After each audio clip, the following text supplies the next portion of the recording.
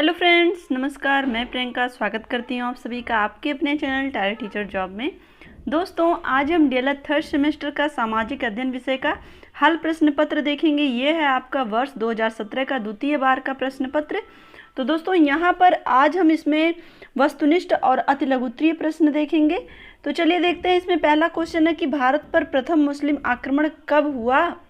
दोस्तों, इसमें देखिए ऑप्शन है 712 ईस्वी, 732 ईस्वी, 710 ईस्वी और 786 ईस्वी में।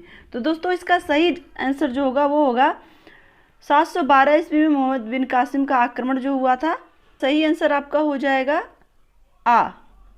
नेक्स्ट क्वेश्चन हम देखते हैं आपका, निम्नलिखित में से किसके शासनकाल को वास्तुकला की दृष्टि से स्वर्णकाल कहा जाता है। अकबर, जहांगीर, शाहजहां और बाबर। तो दोस्तों, यहाँ पर आपको पता है शाहजहां बहुत ही वास्तुकला प्रेमी था, तो इसलिए इसके काल को स्वर्ण काल कहा जाता है। शाहजहां ने ही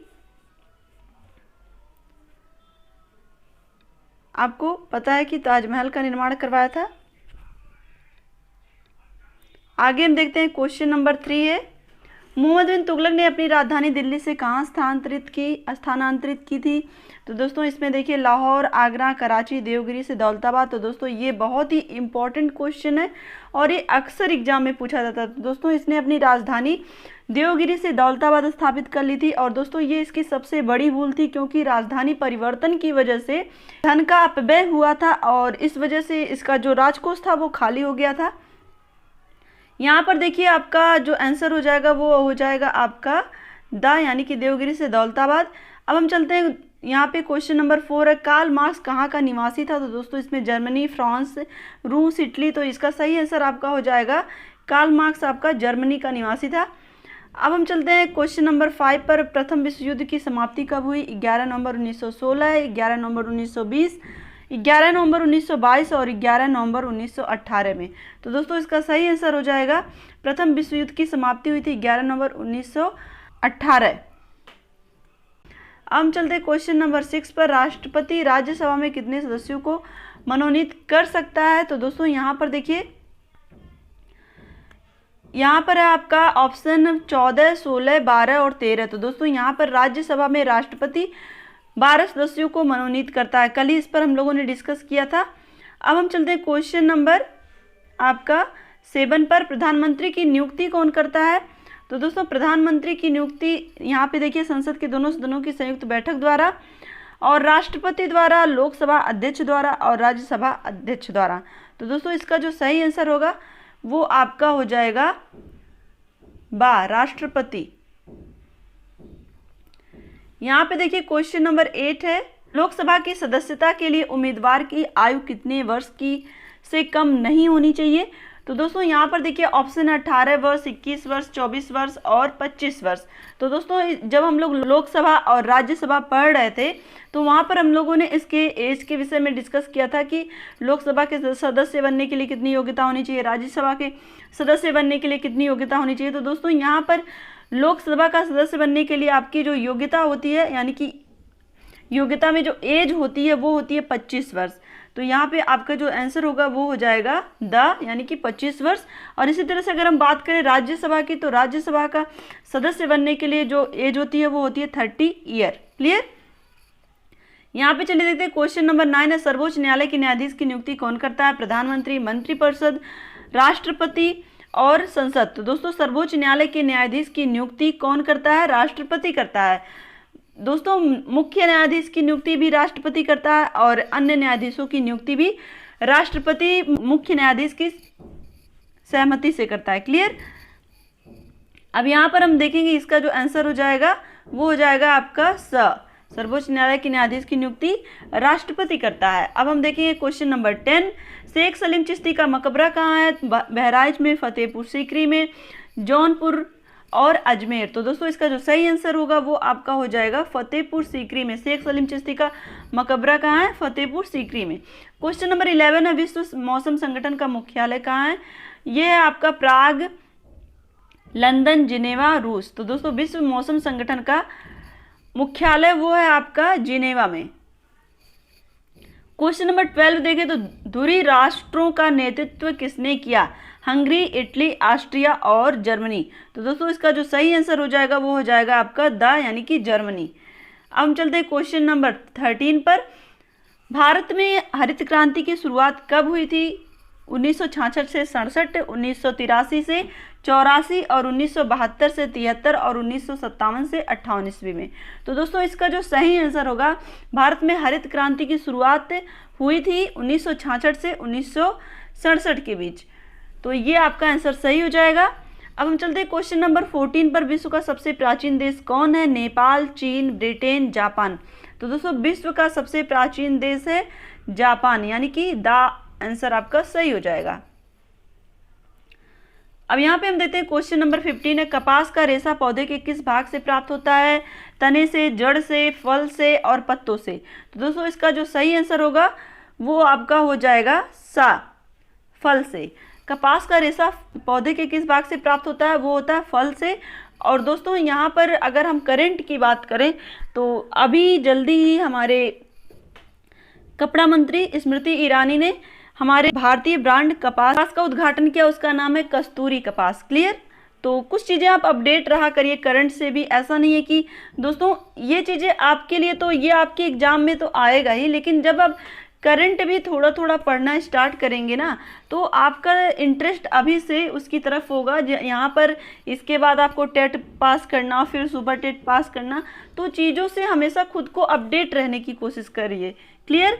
तो चलिए यहाँ पे आपका वस्तुनिष्ठ प्रश्न हो चुके हैं। अब हम चलते हैं आपके अति लघुत्तरीय प्रश्न पर। तो दोस्तों यहाँ पर आपसे एक निवेदन है कि वीडियो को लाइक कर दीजिए और अपने दोस्तों के साथ जरूर शेयर कर दीजिएगा। और अगर आप चैनल पर नए हैं तो प्लीज़ चैनल को सब्सक्राइब करके बेल आइकन बटन को जरूर प्रेस कर लीजिएगा, जिससे हमारे सभी वीडियोज की नोटिफिकेशन आपको मिल सके। तो दोस्तों यहाँ पर आपको ये भी हम बताना चाहेंगे कि आपका सामाजिक अध्ययन विषय का सिलेबस पूरा कंप्लीट हो गया है। इस चैनल के माध्यम से हिंदी का भी सिलेबस कंप्लीट हो गया है। तो दोस्तों अब आपका ये सजेशन होता है कि मैम आप सीरीज पढ़ाइए, तो मैं कोशिश करूँगी कि आपका सीरीज शुरू करें। तो दोस्तों यहाँ पर आपका पहले ये इंपॉर्टेंट क्वेश्चन हो जाए, फिर उसके बाद सीरीज शुरू करेंगे। तो चलिए देखते हैं। इसमें क्वेश्चन नंबर 16 है, बाबर के पुत्रों के नाम लिखिए। तो दोस्तों बाबर के यहाँ पर देखिए पुत्रों के नाम दिए हुए हुमायूं, कामरान यानी कि जिसको मिर्जा कामरान के नाम से भी जाना जाता है, हिंदल, यहाँ कहीं कहीं आपको हिंदाल भी देखने को मिलता है, अहमद और शाहरुख। तो ये बाबर के पुत्रों के नाम हैं। और आपको पता है कि बाबर की मृत्यु के बाद इसका पुत्र हुमायूं गद्दी पर बैठता है। नंबर 17 देखते हैं कि हुमायूं की असफलता के 2 कारण लिखिए। तो दोस्तों यहाँ पर हुमायूं की असफलता के कारणों में अगर हम देखें तो पहला अफगानी शत्रु तथा हुमायूं के सगे संबंधी, ये इनकी असफलता के कारण थे। क्वेश्चन नंबर 18 पर है, जहांगीर द्वारा विजित 4 राज्यों के नाम लिखिए। यहाँ पर देखिए जहांगीर द्वारा विजित 4 राज्यों के नाम लिखिए। तो यहाँ पे उत्तर है आपका पहला कंधार, दूसरा मेवाड़, तीसरा अहमदनगर और चौथा है कांगड़। अब हम चलते क्वेश्चन नंबर 19 पर। औरंगजेब ने दक्षिण भारत में किन राज्यों पर आक्रमण किया? तो इसमें आपका नंबर 1 है बीजापुर और दूसरा है गोलकुंडा। तो दोस्तों औरंगजेब दक्षिण भारत में बीजापुर और गोलकुंडा इन 2 राज्यों पर इसने आक्रमण किया था। अब हम चलते हैं क्वेश्चन नंबर 20 पर। भारत ने अंग्रेज और फ्रांसीसियों के बीच संघर्ष के 2 कारण लिखिए। दोस्तों क्वेश्चन नंबर 20, भारत में अंग्रेज और फ्रांसीसियों के बीच संघर्ष के 2 कारण लिखिए। तो दोस्तों जैसा कि आपको पता है कि हमारे देश में जो भी विदेशी आए थे वो किसी न किसी उद्देश्य से आए थे। उनका उद्देश्य था कि भारत में आकर के व्यापार करना और उससे जो संपत्ति हो उसको लेकर के वो अपने देश जाएं। लेकिन यहाँ पर क्या होता है कि जब पुर्तगाली, डच, अंग्रेज, फ्रांसीसी आते हैं तो इन सब में आपस में ही प्रतिद्वंदिता शुरू हो जाती है और उसके बाद ये आपस में ही लड़ना प्रारंभ कर देते हैं। एक दूसरे को आगे बढ़ने से रोकने के लिए एक तरह से हम कह सकते हैं, और एक दूसरे की कंपनी को पीछे छोड़ने के लिए भी प्रतिद्वंदिता होती है इनमें। अगर हम बात करें अंग्रेज और फ्रांसीसियों के बीच संघर्ष के कारण, तो दोस्तों ये सारी चीज़ें हम लोग डिटेल से पढ़ चुके हैं। आपने अगर नोट्स बनाया होगा तो आपको ये सारी चीज़ें पता होंगी कि ये सारी चीज़ें हम अपने चैनल पे डिटेल से स्टडी कर चुके हैं। तो दोस्तों यहाँ पर देखिए पहला कारण क्या है कि भारत में व्यापारिक प्रतिस्पर्धा तथा दूसरा है अमेरिका के उपनिवेशों का अभाव। ये 2 संघर्ष के कारण थे। और यहाँ पर हम देखेंगे क्वेश्चन नंबर 21, अस्थायी बंदोबस्त के 2 लाभ लिखिए। अस्थायी बंदोबस्त के 2 लाभ हैं। पहला, इससे कंपनी के तथा लोगों के आर्थिक हितों की रक्षा हुई। यहाँ पर देखेंगे अस्थायी बंदोबस्त के 2 लाभ हैं। पहला, इससे कंपनी के तथा लोगों के आर्थिक हितों की अधिक रक्षा हुई। दूसरा, इससे राज्य को एक निर्धारित आय निश्चित समय पर प्राप्त हो जाती थी, चाहे पैदावार हो या ना हो। तो दोस्तों ये आपके 2 अस्थायी बंदोबस्त के लाभ थे। यहाँ पर देखिए question number 22, Lord William Bentinck के 4 सामाजिक सुधार लिखिए। लॉर्ड विलियम बेंटिक के 4 सामाजिक सुधार थे। पहला, इसमें देखेंगे भारतीय सेना में प्रचलित कोड़े लगाने की प्रथा को समाप्त किया, लॉर्ड विलियम बेंटिक। और दोस्तों अगर हम बात करें तो लॉर्ड विलियम बेंटिक ही वो अंग्रेज गवर्नर थे जिन्होंने राजा राम मोहन राय के साथ मिलकर सती प्रथा के लिए कानून बनाया और सती प्रथा का अंत किया 1829 ईस्वी में। यहाँ पर हम देखिए नंबर 2 पर है, भारतीय नदियों में स्टीमर चलवाए और आगरा क्षेत्र में कृषि भूमि का बंदोबस्त किया। और नंबर 4 पर हम देखें तो किसानों द्वारा दी जाने वाली मालगुजारी का उचित निर्धारण भी किया। तो दोस्तों ये लॉर्ड विलियम बेंटिक के 4 सामाजिक सुधार हैं। तो दोस्तों यहाँ पर आपको ये सारी चीज़ें और अच्छे ढंग से पता होनी चाहिए। यहाँ पर देखिए क्वेश्चन नंबर 23 है, रेगुलेटिंग एक्ट के 2 दोष लिखिए। रेगुलेटिंग एक्ट के 2 दोष हम देखेंगे, गवर्नर जनरल का परिषद की दया पर निर्भर होना, और नंबर 2 पर है सर्वोच्च न्यायालय का अस्पष्ट क्षेत्राधिकार। ये 2 दोष थे रेगुलेटिंग एक्ट के। अब यहाँ पर हम देखेंगे क्वेश्चन नंबर 24 है, लॉर्ड क्लाइव की 2 उपलब्धियां लिखिए। इसमें देखिए पहला, आर्काट की विजय और दूसरा, ईस्ट इंडिया कंपनी की शक्ति को बढ़ाना। तो दोस्तों लॉर्ड क्लाइव ही वो अंग्रेज था जिसने भारत में अंग्रेजी सत्ता के पैर को मजबूती से जमाया। और यहाँ पर हम बात करें क्वेश्चन नंबर 25 की, प्लासी का युद्ध किसके बीच हुआ था। तो दोस्तों इसके पहले हम लोग की वीडियो में हम लोगों ने डिस्कस किया था कि प्लासी का युद्ध 1757 ईस्वी में हुआ था और यह युद्ध ब्रिटिश ईस्ट इंडिया कंपनी तथा बंगाल के नवाब सिराजुद्दौला के बीच हुआ था। तो अब हम चलते हैं क्वेश्चन नंबर 26 पर। संसद के 3 अंग कौन कौन से हैं तथा दोनों सदनों के नाम लिखिए। संसद के 3 अंग आपको पता है, डिटेल से हम लोग इसके बारे में अध्ययन कर चुके हैं कि संसद के 3 अंग है, राष्ट्रपति, लोकसभा और राज्यसभा। दोस्तों यहाँ पर संसद के 2 सदन लोकसभा और राज्यसभा हैं। तो यहाँ पर अगर हम बात करें संसद के 3 अंग अगर पूछता है तो यहाँ पर आप 3 अंग कौन कौन से लिखेंगे, राष्ट्रपति, लोकसभा और राज्यसभा। और अगर संसद के 2 सदन के बारे में पूछे तो आपको पता ही है, लोकसभा और राज्यसभा। अब हम चलते हैं क्वेश्चन नंबर 27 पर, प्रधानमंत्री के 2 कार्य लिखिए। यहाँ पर देखिए प्रधानमंत्री के कार्य नंबर 1 पर है, वह मंत्रिपरिषद का नेता है और सभी विभागों के संबंध में जानकारी प्राप्त करने का उसे अधिकार है। और नंबर 2 पर हम देखें तो वह विभिन्न विभागों के मतभेद को सुलझाता है। और नंबर 3 पर हम देखें, प्रधानमंत्री मंत्रिपरिषद के निर्णयों की सूचना राष्ट्रपति को देता है। तो ये सारे प्रधानमंत्री के कार्य हैं।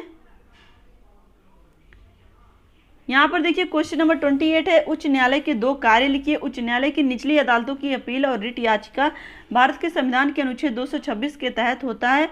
रिट याचिका उच्च न्यायालय का मूल विधि क्षेत्र भी है।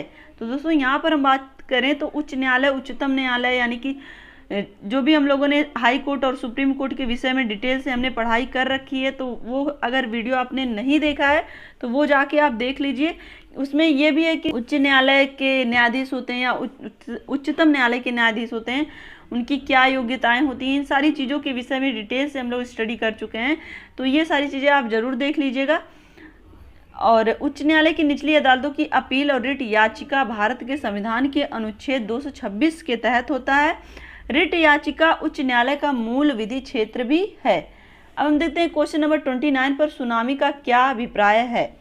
तो दोस्तों सुनामी लहरें समुद्र तटों पर भीषण तरीके से हमला करती हैं और जान माल का बुरी तरह से नुकसान कर सकती हैं। इनकी भविष्यवाणी करना मुश्किल है, जिस तरह वैज्ञानिक भूकंप के बारे में भविष्यवाणी नहीं की जा सकती है। तो दोस्तों यहाँ पर हम बात करें, जो सुनामी लहरें होती हैं वो समुद्र तटीय लहरें होती हैं, जिसमें बहुत ही तीव्र गति से तूफान उठता है और उसमें जो भी आसपास के क्षेत्र होते हैं वो बुरी तरह से प्रभावित होते हैं। जो भी पेड़ पौधे होते हैं, जो भी वहाँ के निवासी होते हैं, तो इस तरह से सुनामी का अभिप्राय हम कह सकते हैं कि जो भी तूफान होते हैं, समुद्री तूफान हम कह सकते हैं, उसकी वजह से जो हानि होती है वो सुनामी कहलाती है। अब हम बात करें क्वेश्चन नंबर 30 की, तो भारत की सीमाओं पर स्थित पड़ोसी देशों के नाम लिखिए। तो भारत की सीमाओं पर स्थित पड़ोसी देशों के नाम है नेपाल, चीन, भूटान, बांग्लादेश, म्यांमार और पाकिस्तान। ये हमारे सीमा पर स्थित पड़ोसी देश हैं। तो दोस्तों आशा करती हूँ कि आपको ये सारी चीज़ें समझ में आई होंगी और वीडियो को लाइक कर दीजिएगा। और दोस्तों आपके लिए पूरे हिंदी का सिलेबस और आपके सामाजिक अध्ययन के सिलेबस की वीडियो यानी कि उसकी पूरी प्लेलिस्ट आपको डिस्क्रिप्शन में मिल जाएगी और चैनल पर भी इसकी प्लेलिस्ट आपको मिल जाएगी। तो दोस्तों इसके अलावा आपको टेलीग्राम चैनल पर भी सारे वीडियोज़ की लिंक अवेलेबल है। आपको जहाँ भी से भी स्टडी करनी है आप वहाँ से अपनी स्टडी करिए।